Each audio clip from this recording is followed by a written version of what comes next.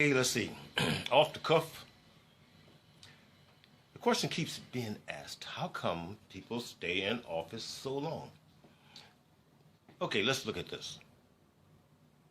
I thought we said that we wouldn't make any laws, rules, or regulations that violated city, state, or federal government. Fine, that's good. Now, does that mean, for instance, the president can stay in office 10 years. That's the maximum. He can stay in office 10 years. Why do we stay in more? In other words, the president can serve 2 4-year terms. That's 8 years. If he was, for instance, a vice president, and the president passed, he would serve out that president's term. And if it was with, then I think it's 3 years. Because 2 of those years would count towards him, and he could still run for 2 terms. Okay, that would give him 10 years. Why are our officers staying in longer? Well, all we gotta do is vote on it. Vote on it. If it passed, it stops all of that. We had term limits at one time, and they do work. You got any kind of fortitude. Anyways, the 1, 2, 3s of it. Speaking of the 1, 2, 3s of it, you got 3 degrees. Let's change that. Oops, forget that. You got 3 bosses in all of your lodges and chapters. At least that. Then you got a secretary and treasurer. Okay, that's 5 people.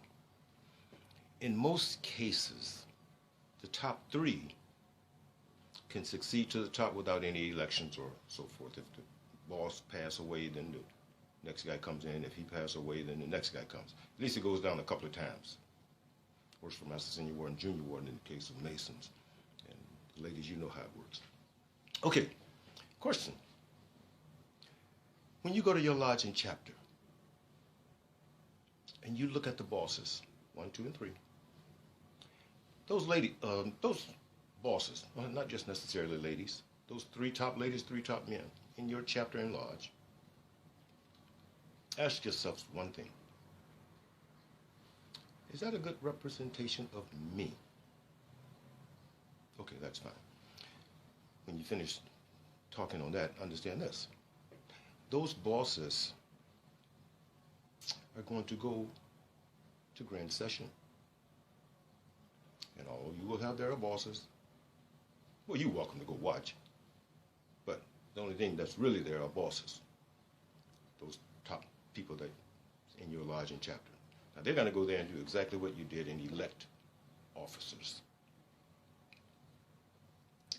When you go and watch their performance, does it match the performance of your lodge or chapter?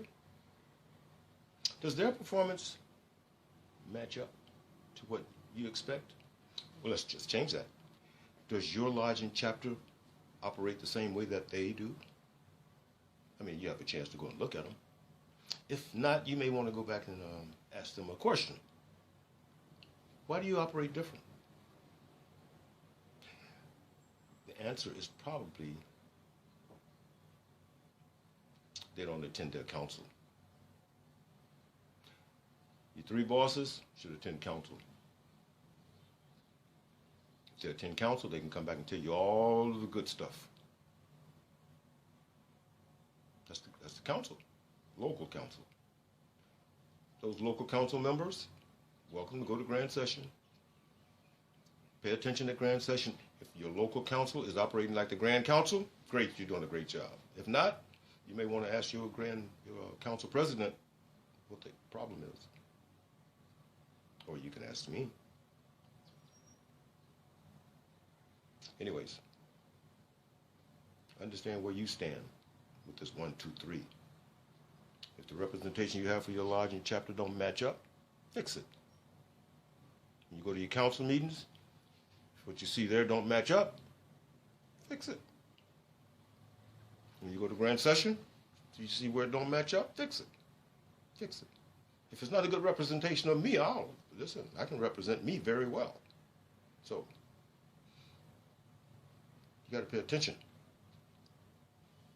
to how you're being represented on the local level. Not the high degree department, that's separate.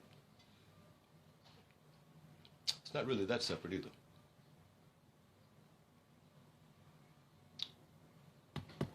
The high degrees need their own counsel as well. I'm going to leave that be. Have a nice day, y'all.